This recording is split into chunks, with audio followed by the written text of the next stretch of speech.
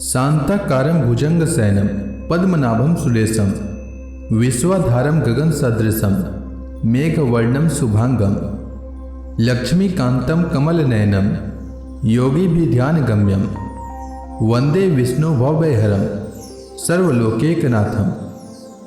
ओम नमो भगवते वासुदेवाय। आपका भक्ति कथा चैनल पर स्वागत है। आपका दिन शुभ और मंगलमय हो। आज दिनांक है 5 नवंबर और दिन है बुधवार। आज कार्तिक पूर्णिमा है। आज सूर्योदय का समय रहेगा सुबह 6:36 और सूर्यास्त शाम 5:33 पर होगा। ब्रह्म मुहूर्त रहेगा सुबह 4:52 से सुबह 5:44 तक और गोधूली मुहूर्त रहेगा शाम 5:33 से शाम 5:59 तक। वहीं राहु काल दोपहर 12:04 से दोपहर 1:27 तक रहेगा। आज आइए सुनते हैं सबसे पहले कार्तिक मास में सुनी जाने वाली बुढ़िया माई और तुलसी माता की कहानी। यदि आप कथा सुनने के पश्चात ब्राह्मण दक्षिणा, अन्नदान, द्रव्यदान, वस्त्रदान इत्यादि देना चाहते हैं तो स्क्रीन पर दिए गए गूगल पे पर भेज सकते हैं। कार्तिक महीने में एक बुढ़िया माई तुलसी जी को सिंचती और कहती कि हे तुलसी माता, सत की दाता, मैं तेरा बिडला सिंचती हूँ, मुझे बहू दे, पीतांबर की धोती दे, मीठा मीठा घास दे, बैकुंठा में वास दे, चटक की चाल दे, पटक की मौत दे, चंदन का काठ दे, रानी सा राज दे, दाल भात का भोजन दे, 11 की मौत दे, कृष्ण जी का कंधा दे। तब तुलसी माता यह सुनकर सूखने लगी तो भगवान ने पूछा कि हे तुलसी, तुम क्यों सूख रही हो? तुलसी माता ने कहा कि एक बुढ़िया रोज आती है और यही बात कह जाती है, मैं सब बात तो पूरा कर दूंगी, लेकिन कृष्ण का कंधा कहां से लाऊंगी? तो भगवान बोले, जब वो मरेगी तो मैं अपने आप कंधा दे आऊंगा, तू बुढ़िया माई से कह देना। बाद में बुढ़िया माई मर गई। सब लोग आ गए। जब माई को ले जाने लगे तो वह किसी से नहीं उठी। तब भगवान एक 12 बरस के बालक का रूप धारण करके आए। बालक ने सबसे कहा, मैं कान में एक बात कहूंगा तो बुढ़िया माई उठ जाएगी। इसके बाद बालक ने बुढ़िया माई के कान में कहा, बुढ़िया माई मन की निकाल ले, पीतांबर की धोती ले, मीठा मीठा घास ले, बैकुंठा का वास ले, चटक की चाल ले, पटक की मौत ले, कृष्ण जी का कंधा ले। यह सुनकर बुढ़िया माई हल्की हो गई। भगवान ने कंधा दिया और बुढ़िया माई को मुक्ति मिल गई। हे तुलसी माता, जैसे बुढ़िया माई को मुक्ति दी वैसे सबको देना। तो प्रेम से बोलिए तुलसी माता की जय। अब आइए सुनते हैं कार्तिक मास में सुनी जाने वाली लपसी तपसी की कथा। प्राचीन समय की बात है। लपसी तपसी नाम के 2 भाई थे, जिनमें तपसी हमेशा भगवान की तपस्या में लीन रहता था, तो वहीं उसका भाई लपसी प्रत्येक दिन सावा शेर की लापसी बनाकर भगवान को भोग लगाकर फिर भोजन करता था। एक दिन किसी कारण से दोनों भाइयों में लड़ाई हो गई। तपसी का कहना था कि मैं बड़ा हूं और लपसी बोला, मैं बड़ा हूं। दोनों लड़ ही रहे थे कि इतने में वहां पर नारद जी पहुंच गए। नारद जी ने कहा कि आप दोनों क्यों लड़ रहे हैं? तब उन दोनों ने अपनी लड़ाई की वजह बताई। दोनों ने नारद जी से पूछा कि आप ही बताइए, हम में से बड़ा कौन है? नारद जी ने कहा, अभी तो मैं जल्दी में हूं, लेकिन इस बारे में आपको जरूर बताऊंगा। इतना कहकर नारद जी वहां से चले गए। दूसरे दिन जब नारद जी वहां पर आए तो उन्होंने एक एक कीमती अंगूठी उन दोनों के आगे रख दिया। तपसी ने तुरंत ही अंगूठी अपने घुटने के नीचे छिपा ली और सोचने लगा कि अब मुझे खूब धन मिलेगा, जिससे मैं यज्ञ करूंगा और अपने आप ही बड़ा हो जाऊंगा। लपसी ने जब अंगूठी देखी तो वह सोचने लगा कि इसे अगर मैं अपने पास रखूंगा तो कोई भी आकर मेरी गर्दन काट देगा। ऐसा सोचकर लपसी ने वह अंगूठी फेंक दी। फिर नारद जी ने तपसी से पूछा कि तेरे घुटने के नीचे क्या है? लपसी ने अपना घुटना उठाया और वहां अंगूठी निकली। तब नारद जी ने कहा कि इतना भजन भाव करने के बाद भी तेरे मन में लालच ही है, इसीलिए तुम दोनों में लपसी ही बड़ा है, और अब तुम्हें तुम्हारी तपस्या का फल भी नहीं मिलेगा। तब से शर्मिंदा होकर माफी मांगने लगा और बोला, हे नारद जी, मेरी यह आदत कैसे छूटेगी और मेरा पाप कैसे उतरेगा? इसका कोई उपाय बताएं। तो नारद जी ने कहा कि कार्तिक महीने में जो स्त्रियां कार्तिक व्रत रखेंगी और अगर वे तुझे अपना पुण्य देंगी तभी यह पाप उतरेगा। तपसी ने कहा कि कोई स्त्री मुझे अपना फल क्यों देगी? तब नारद जी ने कहा कि अगर कोई गाय और कुत्ते की रोटी नहीं बनाएगा तो फल तुझे मिलेगा। अगर कोई व्यक्ति किसी ब्राह्मण को भोजन कराकर बिना दक्षिणा के ही उसको विदा कर देगा तो तुझे उसका फल मिलेगा। यदि कोई साड़ी के साथ ब्लाउज नहीं देगा तो इसका फल तुझे मिलेगा। यदि कोई व्यक्ति दीपक से दीपक जलाएगा तो भी फल तुझे मिलेगा। वहीं अगर कोई तुम्हारी कहानी नहीं सुनेगा तो भी फल तुम्हें मिलेगा। कहते हैं उसी दिन से हर व्रत कथा के साथ लपसी और तपसी की कहानी सुनना अनिवार्य हो गया है। लपसी और तपसी की कहानी सुनने के बाद व्रत का पूर्ण फल व्रती को मिलता है। तो प्रेम से बोलिए विष्णु भगवान की जय। अब आइए सुनते हैं कार्तिक मास में भागवत पुराण का आज का अध्याय। विदुर जी ने कहा, मुनिवर, भगवान नारायण के अंतर ध्यान हो जाने पर संपूर्ण लोकों के पितामह ब्रह्मा जी ने अपने देह और मन से कितने प्रकार की सृष्टि उत्पन्न की। भगवान, इनके सिवा मैंने आपसे और जो जो बातें पूछी हैं उन सब का भी क्रमशः वर्णन कीजिए और मेरे सब संशयों को दूर कीजिए, क्योंकि आप सभी बहुज्ञों में श्रेष्ठ हैं। सूत जी कहते हैं, सौनक जी, विदुर जी के इस प्रकार पूछने पर मुनिवर मैत्रेय जी बड़े प्रसन्न हुए और अपने हृदय में स्थित उन प्रश्नों का इस प्रकार उत्तर देने लगे। श्री मैत्रेय जी ने कहा, अजन्मा भगवान श्रीहरि ने जैसा कहा था, ब्रह्मा जी ने भी उसी प्रकार चित्त को अपने आत्मा श्री नारायण में लगाकर 100 दिव्य वर्षों तक तप किया। ब्रह्मा जी ने देखा कि प्रलयकालीन प्रबल वायु के झरोकों से जिससे वे उत्पन्न हुए हैं तथा जिस पर वे बैठे हुए हैं वह कमल तथा जल कांप रहे हैं। प्रबल तपस्या एवं हृदय में स्थित आत्मज्ञान से उनका विज्ञान बल बढ़ गया और उन्होंने जल के साथ वायु को पी लिया। फिर जिस पर स्वयं बैठे हुए थे उस आकाश व्यापी कमल को देखकर उन्होंने विचार किया कि पूर्व कल्प में लीन हुए लोगों को मैं इससे रचूंगा। तब भगवान के द्वारा सृष्टि कार्य में नियुक्त ब्रह्मा जी ने उस कमल कोश में प्रवेश किया और उस एक के ही भू भुव स्व ये 3 भाग किए। यद्यपि वह कमल इतना बड़ा था कि उसके 14 भुवन या इससे भी अधिक लोकों के रूप में विभाग किए जा सकते थे। जीवों के भोग स्थान के रूप में इन्हीं 3 लोकों का शास्त्रों में वर्णन हुआ है। जो निष्काम कर्म करने वाले हैं उन्हें मह, तप, जन और सत्य लोक रूप ब्रह्मलोक की प्राप्ति होती है। विदुर जी ने कहा, ब्रह्मन, आपने अद्भुत कर्म विश्व रूपा श्रीहरि की जिस काल नामक शक्ति की बात कही थी, प्रभु उसका कृपया विस्तार पूर्वक वर्णन कीजिए। श्री मैत्रेय जी ने कहा, विषयों का रूपांतर ही काल का आकार है। स्वयं तो वह निर्विशेष, अनादि और अनंत है। उसी को निमित्त बनाकर भगवान खेल खेल में अपने आप को ही सृष्टि के रूप में प्रकट कर देते हैं। पहले यह सारा विश्व भगवान की माया से लीन होकर ब्रह्म रूप से स्थित था। उसी को अव्यक्त मूर्ति काल के द्वारा भगवान ने पुनः पृथक रूप से प्रकट किया है।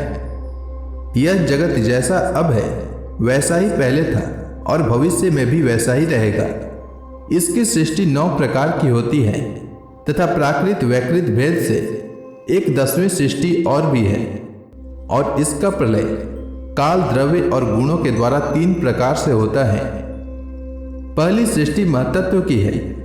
भगवान की प्रेरणा से सत्वादि गुणों में विषमता होना ही इसका स्वरूप है। दूसरी सृष्टि अहंकार की है, जिससे पृथ्वी आदि पंचभूत एवं ज्ञानेंद्रिय और कर्मेंद्रियों की उत्पत्ति होती है।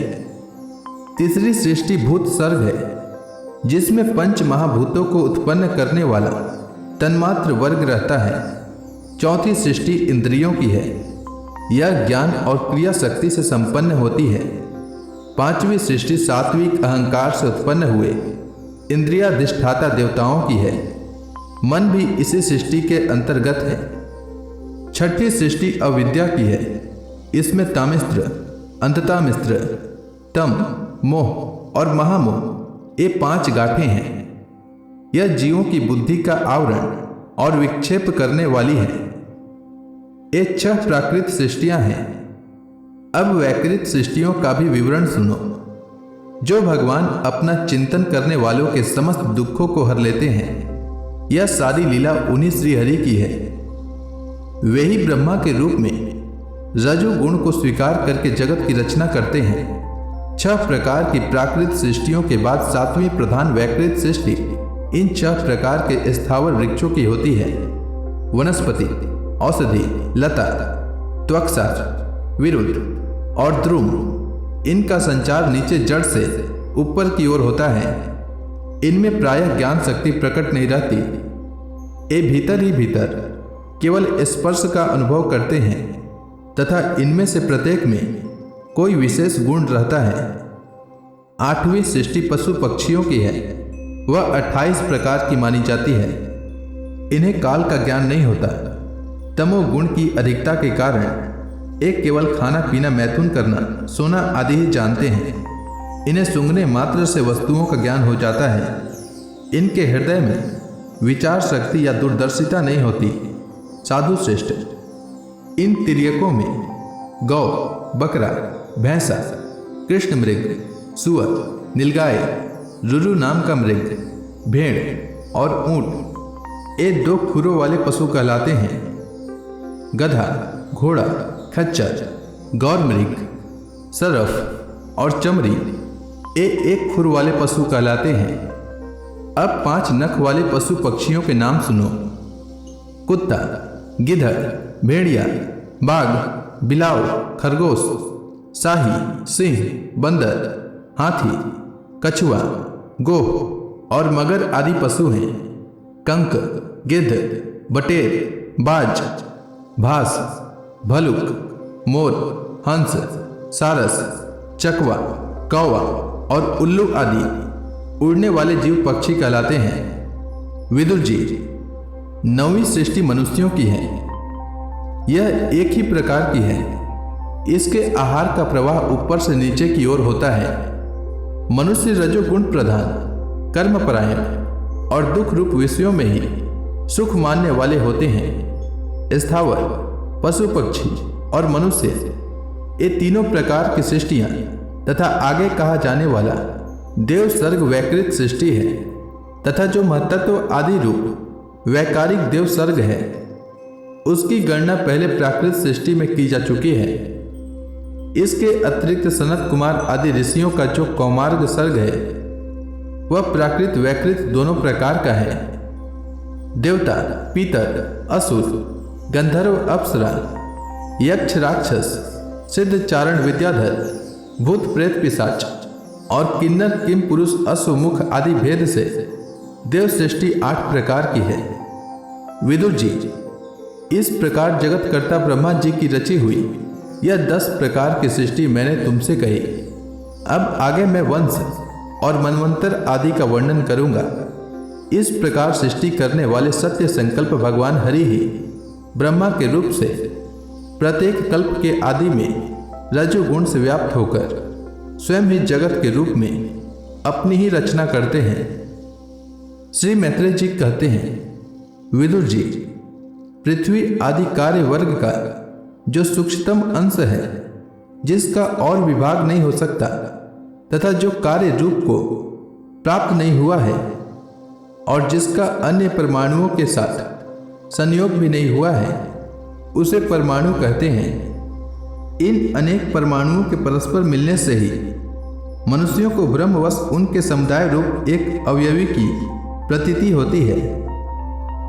यह परमाणु जिसका सूक्ष्मतम अंश है, अपने सामान्य स्वरूप में स्थित उस पृथ्वी आदि कार्यों की एकता का नाम परम महान है। इस समय उसमें न तो प्रलय आदि अवस्था भेद की स्फूर्ति होती है, न नवीन प्राचीन आदि काल भेद का भान होता है, और न घट पट आदि वस्तु भेद की ही कल्पना होती है।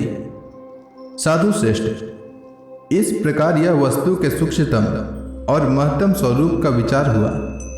इसी के सादृश्य परमाणु आदि अवस्थाओं में व्याप्त होकर व्यक्त पदार्थों को भोगने वाले सृष्टि आदि में समर्थ अव्यक्त स्वरूप भगवान काल की भी सूक्ष्मता और स्थूलता का अनुमान किया जा सकता है। जो काल प्रपंच की परमाणु जैसी सूक्ष्म अवस्था में व्याप्त रहता है वह अत्यंत सूक्ष्म है, और जो सृष्टि से लेकर प्रलय पर्यंत उसकी सभी अवस्थाओं का भोग करता है वह परम महान है। दो परमाणु मिलकर एक अणु होता है, और तीन अणुओं के मिलने से एक त्रसरेणु होता है, जो झरोखों में से होकर आई हुई सूर्य की किरणों के प्रकाश में आकाश में उड़ता देखा जाता है। ऐसे तीन त्रसरेणुओं को पार करने में सूर्य को कितना समय लगता है उसे त्रुटि कहते हैं। इससे 100 गुना काल वेद कहलाता है, और 3 वेद का एक लव होता है। 3 लव को एक निमेष और 3 निमेष को एक क्षण कहते हैं। 5 क्षण की एक काष्ठा होती है, और 15 काष्ठा का एक लघु, 15 लघु की एक नाड़िका कही जाती है। 2 नाड़िका का एक मुहूर्त होता है, और दिन के घटने बढ़ने के अनुसार 6 या 7 नाड़िका का एक प्रहर होता है। यह याम कहलाता है, जो मनुष्य के दिन या रात का चौथा भाग होता है। 6 पल तांबे का एक ऐसा बर्तन बनाया जाए जिसमें एक प्रस्थ जल आ सके, और 4 मासे सोने की 4 अंगुल लंबी सलाई बनवाकर उसके द्वारा उस बर्तन के पेंदे में छेद करके उसे जल में छोड़ दिया जाए। जितने समय में एक प्रस्थ जल उस बर्तन में भर जाए वह बर्तन जल में डूब जाए, उतने समय को एक नाड़िका कहते हैं। विदुर जी, 4-4 पहर के मनुष्य के दिन और रात होते हैं, और 15 दिन रात का एक पक्ष होता है, जो शुक्ल और कृष्ण भेद से 2 प्रकार का माना गया है। इन दोनों पक्षों को मिलाकर एक मास होता है, जो पितरों का एक दिन रात है। 2 मास का एक ऋतु और 6 मास का एक अयन होता है। अयन दक्षिणायन और उत्तरायण भेद से 2 प्रकार का है।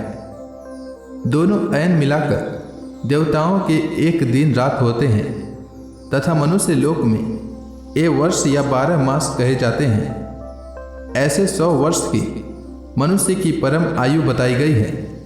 चंद्रमा आदि ग्रह, अश्विनी आदि नक्षत्र और समस्त तारा मंडल के अधिष्ठाता काल स्वरूप भगवान सूर्य परमाणु से लेकर संवत्सर पर्यंत काल में 12 राशि रूप संपूर्ण भुवन कोश की निरंतर परिक्रमा किया करते हैं। सूर्य, बृहस्पति, सवन, चंद्रमा और नक्षत्र संबंधी महीनों के भेद से यह वर्ष ही संवत्सर, परिवत्सर, ईड़ावत्सर, अनुवत्सर और वत्सर कहा जाता है। विदुर जी, इन 5 प्रकार के वर्षों की प्रवृत्ति करने वाले भगवान सूर्य की तुम उपहार आदि समर्पित करके पूजा करो। ये सूर्यदेव पंचभूतों में से तेज स्वरूप हैं, और अपनी काल शक्ति से बीज आदि पदार्थों की अंकुर उत्पन्न करने की शक्ति को अनेक प्रकार से कार्योन्मुख करते हैं। ये पुरुषों की मोह निवृत्ति के लिए उनकी आयु का क्षय करते हुए आकाश में विचरते रहते हैं, तथा ये ही सकाम पुरुषों को यज्ञादि कर्मों से प्राप्त होने वाले स्वर्गादि मंगलमय फलों का विस्तार करते हैं। विदुर जी ने कहा, मुनिवर, आपने देवता, पितर और मनुष्यों की परम आयु का वर्णन तो किया। अब जो सनकादि ज्ञानी मुनिजन त्रिलोकी से बाहर कल्प से भी अधिक काल तक रहने वाले हैं, उनकी भी आयु का वर्णन कीजिए। आप भगवान काल की गति भली भांति जानते हैं, क्योंकि ज्ञानी लोग अपनी योग सिद्ध दिव्य दृष्टि से सारे संसार को देख लेते हैं। मैत्रेय जी ने कहा, विदुर जी, सतयुग, त्रेता, द्वापर और कली, ये 4 युग अपनी संध्या और संध्यांशों के सहित देवताओं के 12 सहस्त्र वर्ष तक रहते हैं, ऐसा बतलाया गया है। इन सत्यादि चारों युगों में क्रमशः 4, 3, 2 और 1 सहस्त्र दिव्य वर्ष होते हैं, और प्रत्येक में जितने सहस्त्र वर्ष होते हैं उससे दुगने 100 वर्ष उनकी संध्या और संध्यांशों में होते हैं। युग की आदि में संध्या होती है और अंत में संध्यांश। इनकी वर्ष गणना सैकड़ों की संख्या में बतलाई गई है। इनके बीच का जो काल होता है उसी को काल वेताओं ने युग कहा है। प्रत्येक युग में एक एक विशेष धर्म का विधान पाया जाता है। सतयुग के मनुष्यों में धर्म अपने चारों चरणों से रहता है, फिर अन्य युगों में अधर्म की वृद्धि होने से उसका एक एक चरण छीन हो जाता है। प्यारे विदुर जी, त्रिलोकी से बाहर महरलोक से ब्रह्मलोक पर्यंत यहाँ की 1 सहस्त्र चतुर्युगी का एक दिन होता है और इतनी ही बड़ी रात्रि होती है जिसमें जगतकर्ता ब्रह्मा जी शयन करते हैं। उस रात्रि का अंत होने पर इस लोक का कल्प आरंभ होता है। उसका क्रम जब तक ब्रह्मा जी का दिन रहता है तब तक चलता रहता है। उस एक कल्प में 14 मनु हो जाते हैं। प्रत्येक मनु 71 चतुर्युगी से कुछ अधिक काल तक अपना अधिकार भोगता है। प्रत्येक मनवंतर में भिन्न भिन्न मनुवंशी राजा लोग, सप्तर्षि, देवगण, इंद्र और उनके अनुयायी गंधर्व आदि साथ साथ ही अपना अधिकार भोगते हैं। यह ब्रह्मा जी की प्रतिदिन की सृष्टि है जिसमें तीनों लोकों की रचना होती है। उसमें अपने अपने कर्मानुसार पशु, पक्षी, मनुष्य, पीतर और देवताओं की उत्पत्ति होती है। इन मनवंतरों में भगवान सत्व गुण का आश्रय ले अपनी मनु आदि मूर्तियों के द्वारा पौरुष प्रकट करते हुए इस विश्व का पालन करते हैं। काल क्रम से जब ब्रह्मा जी का दिन बीत जाता है तब वे तमोगुण के संपर्क को स्वीकार कर अपने सृष्टि रचना रूप पौरुष को स्थगित करके निश्चेष्ट भाव से स्थित हो जाते हैं। उस समय सारा विश्व उन्हीं में लीन हो जाता है। जब सूर्य और चंद्रमा आदि से रहित वह प्रलय रात्रि आती है तब वे भू भुवः स्वः तीनों लोग उन्हीं ब्रह्मा जी के शरीर में छिप जाते हैं। उस अवसर पर तीनों लोग शेष जी के मुख से निकली हुई अग्नि रूप भगवान की शक्ति से जलने लगते हैं। इसीलिए उसके ताप से व्याकुल होकर भृगु आदि मुनीश्वर गण महरलोक से जनलोक को चले जाते हैं। इतने में ही 7 समुद्र प्रलय काल के प्रचंड पवन से उमड़कर अपनी उछलती हुई उताल तरंगों से त्रिलोकी को डुबो देते हैं। तब उस जल के भीतर भगवान शेष साई योग निद्रा से नेत्र मुंद कर शयन करते हैं। उस समय जनलोक के निवासी मुनिगण उनकी स्तुति किया करते हैं। इस प्रकार काल की गति से एक एक सहस्त्र चतुर्युग के रूप में प्रतीत होने वाले दिन रात के हेरफेर से ब्रह्मा जी की 100 वर्ष की परमायु भी बीती हुई सी दिखाई देती है। ब्रह्मा जी की आयु के आधे भाग को प्रार्थ कहते हैं। अब तक पहला प्रार्थ बीत चुका है, दूसरा चल रहा है। पूर्व प्रार्थ के आरंभ में ब्राह्म नामक महान कल्प हुआ था। उसी में ब्रह्मा जी की उत्पत्ति हुई थी। पंडित जन इन्हें शब्द ब्रह्म कहते हैं। उसी प्रार्थ के अंत में जो कल्प हुआ था उसे पाद्म कल्प कहते हैं। इसमें भगवान के नाभि सरोवर से सर्वलोक में कमल प्रकट हुआ था। विदुर जी, इस समय जो कल्प चल रहा है वह दूसरे प्रार्थ का आरंभक बतलाया जाता है। यह वाराह कल्प नाम से विख्यात है। इसमें भगवान ने शुक्र रूप धारण किया था। यह 2 प्रार्थ का काल अव्यक्त, अनंत, अनादि, विश्वात्मा श्रीहरि का एक निमेष माना जाता है। यह परमाणु से लेकर द्विपरार्ध पर्यंत फैला हुआ काल सर्वसमर्थ होने पर भी सर्वात्मा श्रीहरि पर किसी प्रकार की प्रभुता नहीं रखता। यह तो देहादि में अभिमान रखने वाले जीवों का ही शासन करने में समर्थ है। प्रकृति, महतत्व, अहंकार, और पंच तन्मात्र, इन 8 प्रकृतियों के सहित 10 इंद्रियां, मन और पंचभूत, इन 16 विकारों से मिलकर बना हुआ यह ब्रह्मांड कोश भीतर से 50 करोड़ योजन विस्तार वाला है तथा इसके बाहर चारों ओर उत्तरोत्तर 10-10 गुने 7 आवरण हैं। उन सबके सहित यह जिसमें परमाणु के समान पड़ा हुआ दिखता है और जिसमें ऐसी करोड़ों ब्रह्मांड राशियां हैं, वह इन प्रधान आदि समस्त कारणों का कारण अक्षर ब्रह्म कहलाता है और यही पुराण पुरुष परमात्मा श्री विष्णु भगवान का श्रेष्ठ स्वरूप है। तो प्रेम से बोलिए विष्णु भगवान की जय। अब इसके आगे की भागवत पुराण की कथा मैं कल के कथा में सुनाऊंगा। तब तक के लिए भगवान हरि का नाम जपते रहें।